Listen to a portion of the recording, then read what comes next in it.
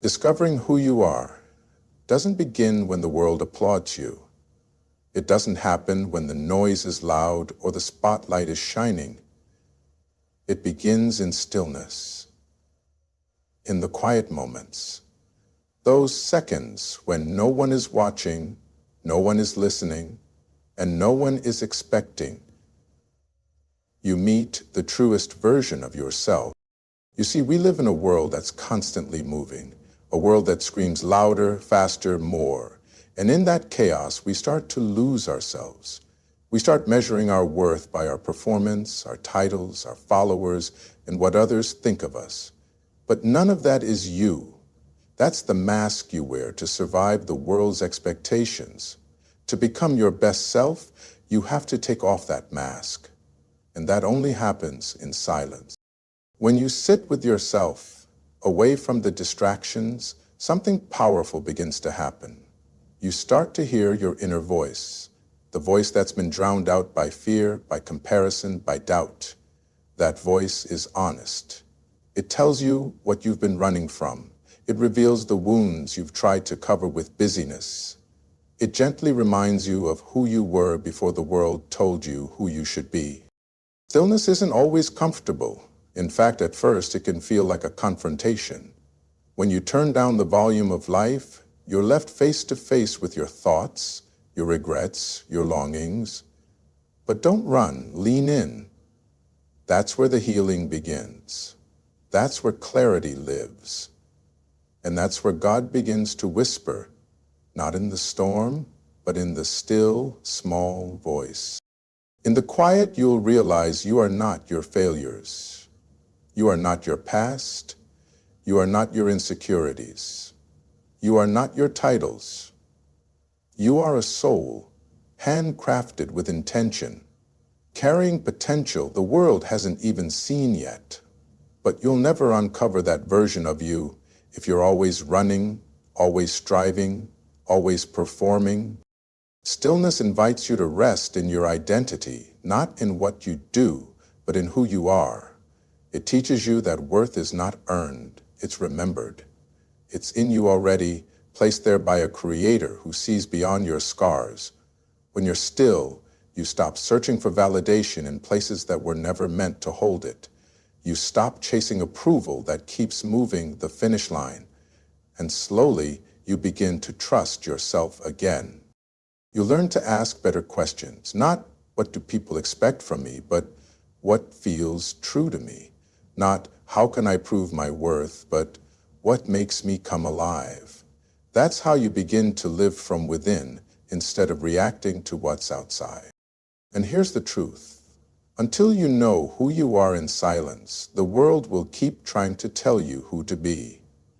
You'll follow trends instead of purpose. You'll chase applause instead of peace. But when you root yourself in stillness, you anchor your life in something that can't be shaken. You become unshakable, not because life stops being hard, but because you stop being moved by the wrong things. So take the time, turn off the noise, step away from the expectations, and meet yourself in the quiet. You'll be surprised at the strength you find there, because sometimes the loudest breakthroughs are born in silence. There comes a time in every journey where you have to make a decision, not just about where you're going, but about what you're carrying. See, no matter how strong, wise, or determined you are, you can't rise while holding on to things meant for your past. Growth demands release, and becoming your best self requires the courage to let go of what no longer serves you. It's not always easy. In fact, sometimes it's the hardest part. We hold on to people, habits, mindsets, and memories, not because they're helping us, but because they're familiar. And there's something about familiarity that tricks us into thinking it's safe, even when it's hurting us. But the truth is, you cannot become who you were born to be while clinging to who you used to be. Letting go doesn't mean forgetting. It doesn't mean pretending something didn't matter. It means you've decided to no longer be controlled by it. You've chosen peace over pain, freedom over fear. It's a decision to stop watering what won't grow and start planting where you're meant to flourish. Sometimes that means walking away from people who once felt like home. And that's tough. But if a relationship keeps draining your spirit, if it makes you feel small or stuck, then it's not love. It's attachment. Real love doesn't clip your wings. It reminds you how to fly. And if you have to keep shrinking yourself to fit, it's not your place anymore. Other times, it's not people. It's the voice in your own head. The one that tells you you're not enough.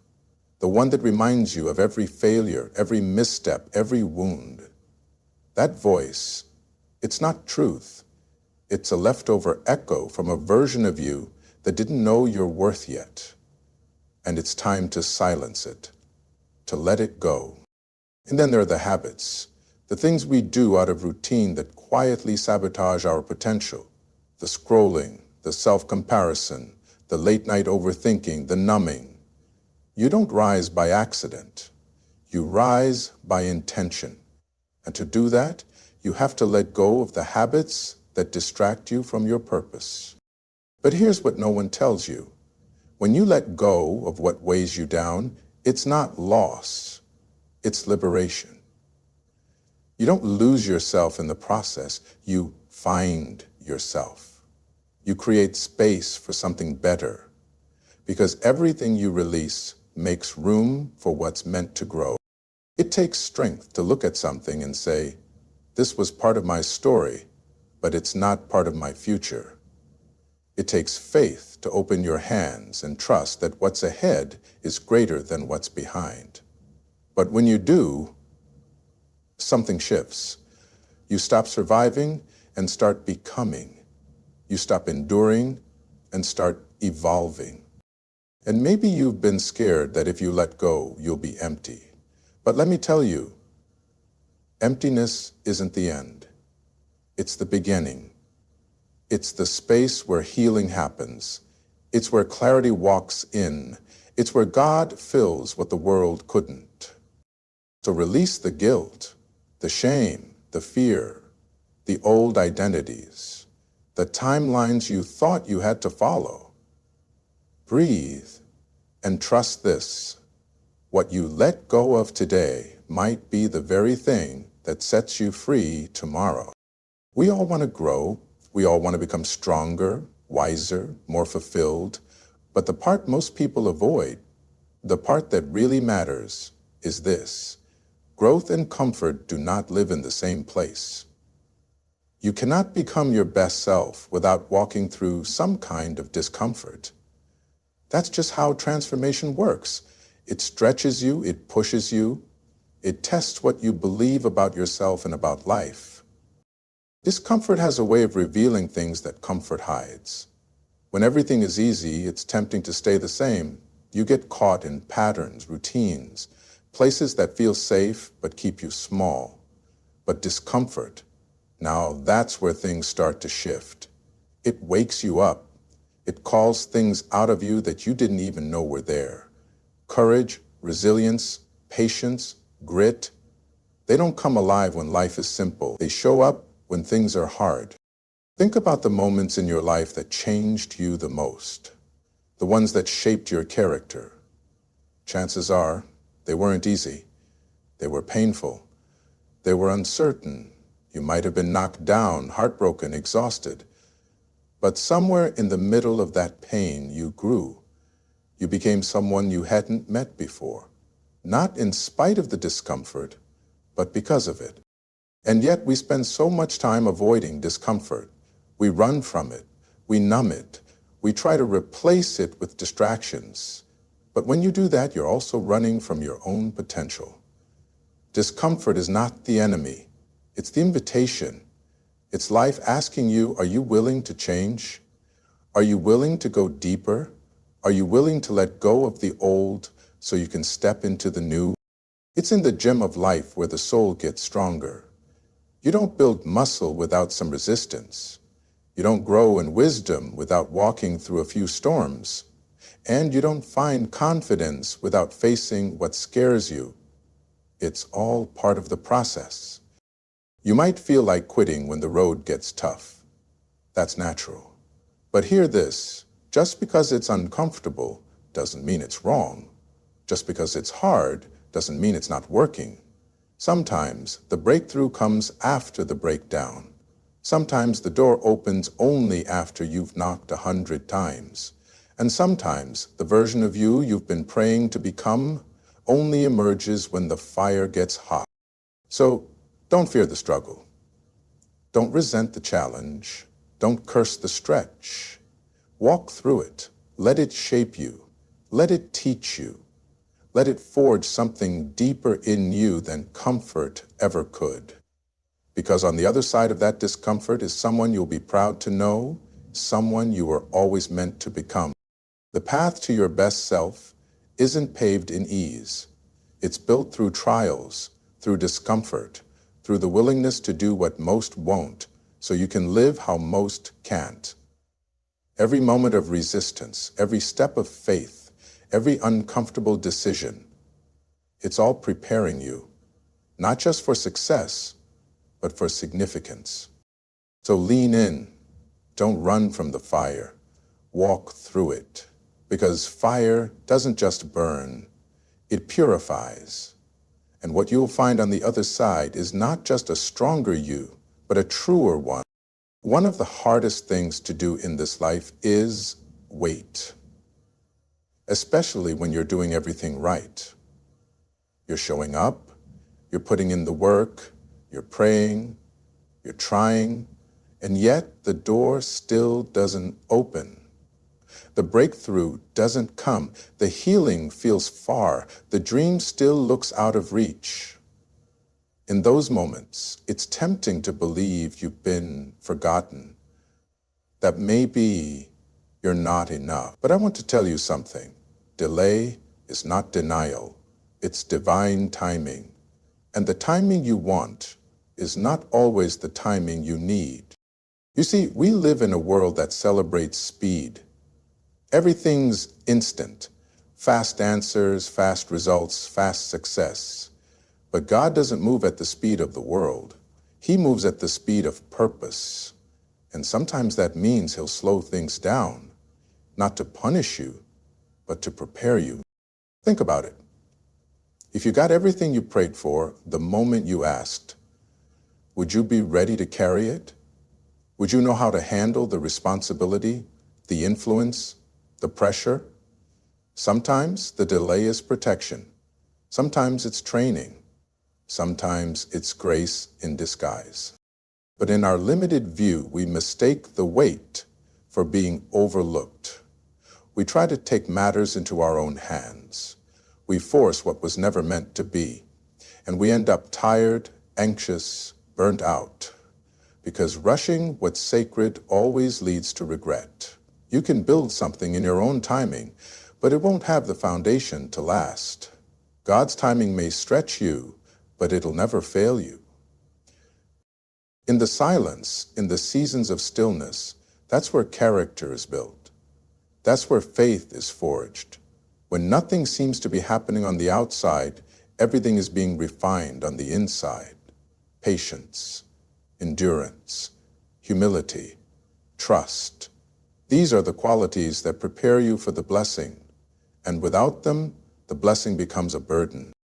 Maybe right now you're in a season where nothing makes sense. You've prayed, you've hoped, and still, you're waiting. Don't lose heart. Just because it's not happening the way you expected, doesn't mean it's not happening. God is not late. He's strategic. He's wise. He's working things out behind the scenes in ways you can't even imagine. What looks like a setback might be the setup. What feels like a closed door might be saving you from walking into something that would have broken you. So breathe. Take your hands off the clock. Stop measuring your life by other people's timelines. Their journey is not yours. Their pace is not yours. What God has for you is tailor-made. It won't come early, and it won't be late. It will come right on time. And when it does, you'll look back and understand why you had to wait, why it couldn't happen any sooner, why the timing had to stretch your faith.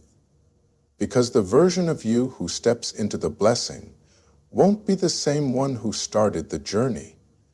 You'll be wiser, stronger, grounded, grateful, ready. So trust the process. Trust the pauses. Trust that even in the quiet, God is moving. Your timing may be impatient, but His timing is perfect. And what's meant for you will never miss you, not when it's written by the hands of eternity. We all have a vision of who we want to become, that higher version of ourselves, the one who walks with confidence, lives with purpose, speaks with clarity, and loves with intention. But here's the truth most people overlook. You don't become that person by accident. You become that person through discipline, through daily habits, through small, consistent choices made long before the world ever sees the result. People talk about transformation like it's some grand, sudden moment. But real change doesn't happen in one big leap. It happens in the quiet moments, the early mornings, the small decisions no one claps for. It happens when you choose growth over comfort, when you pick purpose over convenience, when you align your actions with the vision you hold in your heart. You don't rise to the level of your dreams. You fall to the level of your routines. You can pray for a breakthrough, hope for healing, wish for success, but if your daily habits don't reflect the future you say you want, that future will stay a fantasy. It's not enough to want more, you have to live like more is already on its way. Start small. You don't need a perfect plan, you need a faithful start. Wake up a little earlier. Take time to reflect, to read, to pray. Speak words of life over yourself. Feed your mind with things that lift you, not limit you. Move your body, honor your time, protect your peace, and most of all, show up, especially on the days you don't feel like it. Because it's in those days, the ordinary, messy, quiet days, that greatness is formed. Not when you're motivated, but when you're committed. Not when it's easy, but when it's right. Every day, you're either reinforcing who you used to be or rehearsing who you're becoming. Your habits are casting the vote for your future, one action at a time. And here's the beauty of it. Your habits don't have to be perfect to be powerful. Progress doesn't demand perfection. It demands consistency. Even when you stumble, even when you miss a step, don't give up on yourself. Just realign, recenter, keep showing up, because every time you do, you're building something stronger inside you. Resilience, integrity, vision, and eventually, momentum. People may not see the work you're doing behind the scenes, but it matters. The days you choose discipline over distraction, the moments you speak truth instead of doubt, the habits you repeat in the dark will shine in the light. And when that moment comes, when the vision starts to manifest, people will wonder how you did it, but you'll know it was built in the quiet, in the faithful, in the daily. So ask yourself each day, are my actions aligning with the person I say I want to be? Am I living today in a way that honors the future I pray for? If the answer is no, don't shame yourself, just shift, just begin again, because every day is a new chance to become, a new chance to build.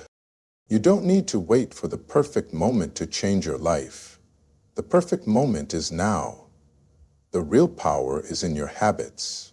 And when your habits reflect your vision, the life you dream of doesn't stay a dream.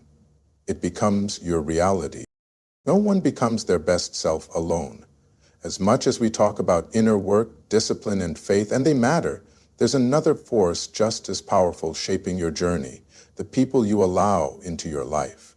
Who walks with you will either build you or break you. They'll either push you toward growth or pull you back into who you used to be. That's why it matters. who you let close, who you confide in, who you allow to speak into your dreams. You might not notice it at first. Sometimes the people holding you back don't look like enemies. They might smile at you, laugh with you, even love you in their own way. But if they don't challenge you, if they don't encourage the best in you, if they keep you stuck in the same mindset, same cycles, same fears, then they're not walking with your future. They're tied to your past.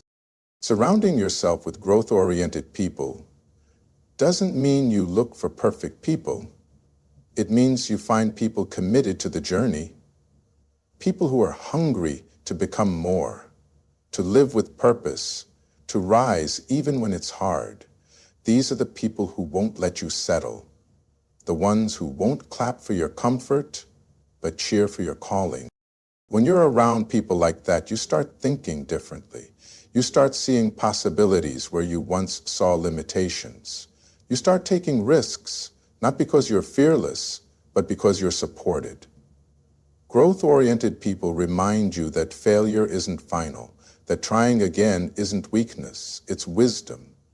They show you what's possible when you refuse to quit. But it takes courage to change your circle. It takes honesty to admit when your environment is no longer aligned with your evolution. Sometimes the people who knew the old you won't understand the new you, and that's okay. You don't have to explain your growth to everyone. You don't have to apologize for protecting your peace. Loving someone doesn't always mean walking with them. Sometimes love looks like distance. Sometimes it means letting go, not out of anger, but out of alignment. And when you find those right people, the mentors, the friends, the community that believes in you, you'll feel it. Not because they agree with you all the time, but because they see you. They challenge your blind spots. They pray with you. They tell you the truth even when it's hard. They celebrate your wins not with envy, but with genuine joy. They remind you you're not alone. Your circle should reflect your direction. If you want to grow, walk with growers. If you want to live with purpose, spend time with people who value it. If you want to go far, go together, because the road to becoming your best self is filled with highs and lows, and on the days your strength runs low, it helps to have someone beside you reminding you of who you are and who you're becoming. So take a look around. Are the people in your life watering your spirit or draining it? Hardly calling you higher or keeping you small? You have the right to choose your circle with wisdom and intention. Your future